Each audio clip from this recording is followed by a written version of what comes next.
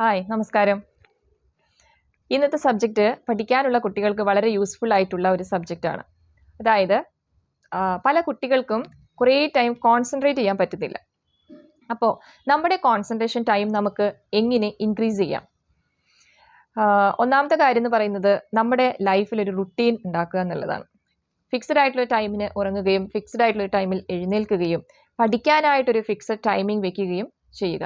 അപ്പോൾ അതൊരു ഹാബിറ്റ് ആകുമ്പോൾ നമ്മളത് ഒരു ദിവസം ചെയ്തില്ലെങ്കിലും ആ ടൈം ആകുമ്പോൾ ബ്രെയിൻ നമ്മളെ ഓർമ്മപ്പെടുത്തും. നമ്മൾ ചെയ്തില്ലെങ്കിൽ നമുക്കൊരു ഡിസ്കംഫർട്ട് ഫീൽ ചെയ്യും.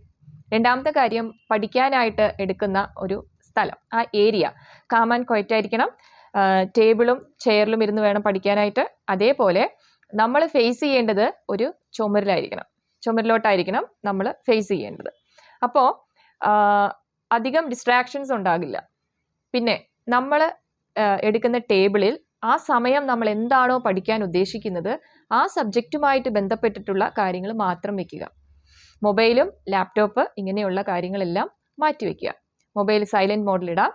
അതേപോലെ ചില സമയങ്ങളിൽ ലാപ്ടോപ്പ് യൂസ് ചെയ്യേണ്ടി വരും പഠിക്കാനായിട്ട്. അപ്പോൾ നമ്മൾ എന്ത് ചെയ്യുക, നെറ്റ് ഓഫ് ചെയ്ത് വെച്ചിട്ട് എന്താണോ ലാപ്ടോപ്പിൽ ഫീഡ് ചെയ്തിരിക്കുന്നത് അത് നോക്കി പഠിക്കാം. ഇനി ഏതെങ്കിലും സാധനങ്ങൾ ഡൗൺലോഡ് ചെയ്യേണ്ടതായിട്ടുണ്ടെങ്കിൽ നേരത്തെ ഡൗൺലോഡ് ചെയ്ത് വെക്കുക.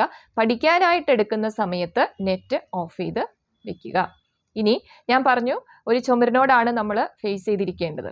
ആ ചുമരിൽ നമുക്ക് ആ നേരം അല്ലെങ്കിൽ ഇന്ന സമയത്തിനുള്ളിൽ ഞാൻ ഈ സബ്ജക്റ്റ് പഠിച്ചു തീർക്കണം എന്നുള്ളത് എഴുതി ഒട്ടിച്ച് വെക്കുക. അപ്പോൾ നമ്മൾ ഫസ്റ്റ് നമ്മുടെ ഡിസ്ട്രാക്ഷൻ സംഭവിക്കുമ്പോൾ നമ്മുടെ നോട്ടം മുമ്പിലേക്കാണ് പോവുക. അപ്പോൾ അത് പെട്ടെന്ന് തന്നെ അത് നമുക്ക് കാണാൻ പറ്റും. വീണ്ടും നമ്മൾ തിരിച്ച് പഠനത്തിലേക്ക് വരും. മൂന്നാമത്തെ ഒരു കാര്യം എന്ന് പറയുന്നത്, ഒരു ടൈമർ വെച്ചിട്ട് എത്ര ടൈം നമുക്ക് കോൺസെൻട്രേഷൻ കണ്ടിന്യൂസ് ആയിട്ട് കോൺസെൻട്രേറ്റ് ചെയ്യാൻ പറ്റും എന്നുള്ളത് ചെക്ക് ചെയ്യുക. ചില കുട്ടികൾ കണ്ടിന്യൂസ് ആയിട്ട് 10 മിനിറ്റ് പഠിക്കാൻ പറ്റും. പിന്നീടായിരിക്കും അവർ വേറെ ചിന്തകളിലേക്ക് പോകും. ചില കുട്ടികൾക്കാണെങ്കിൽ കണ്ടിന്യൂസ് ഒരു 20-25 മിനിറ്റ് കോൺസെൻട്രേറ്റ് ചെയ്യാൻ പറ്റും. അത് കഴിയുമ്പോഴായിരിക്കും അവർ ഡേ ഡ്രീമിങ്ങോ അല്ലെങ്കിൽ ഇങ്ങനെയുള്ള ഡിസ്ട്രാക്ഷൻസ് ഒക്കെ ഉണ്ടാകുന്നത്. അപ്പോൾ അത് എനിക്കെങ്ങനെയാണ്, എത്ര ടൈം എനിക്ക് കണ്ടിന്യൂസ് ആയിട്ട് പഠിക്കാൻ പറ്റും എന്നുള്ളതൊന്ന് അനലൈസ് ചെയ്യുക. എന്നിട്ട് ടൈം ടേബിൾ ഉണ്ടാക്കുന്ന സമയത്ത് ഈ ടൈം ഇപ്പോൾ 20 മിനിറ്റ് നമുക്ക് കണ്ടിന്യൂസ് പഠിക്കാൻ പറ്റുന്നുണ്ടെങ്കിൽ എവറി 20 മിനിറ്റ്സിന് ശേഷം ഒരു ബ്രേക്ക് എടുക്കുക. ആ ബ്രേക്കിൽ ചെയ്യേണ്ടത് ലാപ്ടോപ്പും മൊബൈലും യൂസ് ചെയ്യുകയല്ല, just breathing technique. Calm and quiet ആയിട്ട് ഇരുന്നിട്ട് നന്നായിട്ട് ബ്രീത് എടുക്കുക. അതേപോലെ എന്തെങ്കിലും സ്നാക്സ് കഴിക്കുക. ബ്രീതിങ് ടെക്നിക്ക് പഠിക്കുന്ന സമയത്തൊക്കെ വളരെ ഇമ്പോർട്ടൻ്റ് ആണ്. കാരണം നമ്മുടെ ബോഡിയിൽ ഓക്സിജൻ്റെ അളവ് കൂടുമ്പോൾ നമ്മൾ കൂടുതൽ ഇൻട്രസ്റ്റ് ആയിട്ട് നമുക്ക് പഠിക്കാൻ പറ്റും. ഇനി അടുത്തൊരു കാര്യം എന്ന് പറയുന്നത്, പഠിക്കുന്ന സമയത്ത് റീഡ് ചെയ്യുമ്പോൾ കീ പോയിന്റ്സ് ഒക്കെ നമ്മൾ ഹൈലൈറ്റ് ചെയ്തുകൊണ്ട് പഠിക്കുക. അപ്പോൾ നമ്മുടെ ശ്രദ്ധ വേറെ എങ്ങോട്ടും പോവില്ല, അതിൽ തന്നെ കോൺസെൻട്രേറ്റ് ചെയ്യാനായിട്ട് പറ്റും. പിന്നെയുള്ളൊരു കാര്യം, മടി കൂടാതെ പഠിക്കുക എന്നുള്ളതാണ്.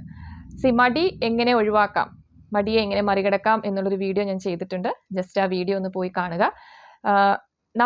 നമുക്ക് ഇമ്പോർട്ടൻ്റ് ആണ്, നമുക്കിത് വേണം എന്ന ചിന്തയിൽ മടി കൂടാതെ നമ്മൾ നിശ്ചയിച്ചിരിക്കുന്ന ടൈമിൽ അത് ഞാൻ ഫിനിഷ് ചെയ്യും എന്ന ഒരു ചിന്തയോടെ നമ്മൾ ഓരോ കാര്യങ്ങൾ ചെയ്യുമ്പോൾ നമുക്ക് കോൺസെൻട്രേഷൻ കൂട്ടാൻ തന്നെ പറ്റും. ആ ഒരു കോൺസെൻട്രേഷൻ പിന്നെ എങ്ങോട്ടും പോവില്ല. പിന്നെയുണ്ട്, നന്നായിട്ട് വെള്ളം കുടിക്കണം, നല്ല ഭക്ഷണം, നന്നായിട്ട് ബാലൻസ്ഡ് ആയിട്ടുള്ള ഡയറ്റ് എടുക്കണം, നല്ല ഉറക്കം, ഇതെല്ലാം ഇതിൻ്റെ പുറകെ വരുന്ന കാര്യങ്ങളാണ്. അപ്പോൾ ഈ കുറച്ച് കാര്യങ്ങളൊന്ന് പ്രാക്ടീസ് ചെയ്താൽ തന്നെ നമുക്ക് നമ്മുടെ കോൺസെൻട്രേഷൻ ലെവൽ ഒന്ന് കൂട്ടാൻ പറ്റും. എല്ലാവരും ഒന്ന് ട്രൈ ചെയ്ത് നോക്കൂ. താങ്ക്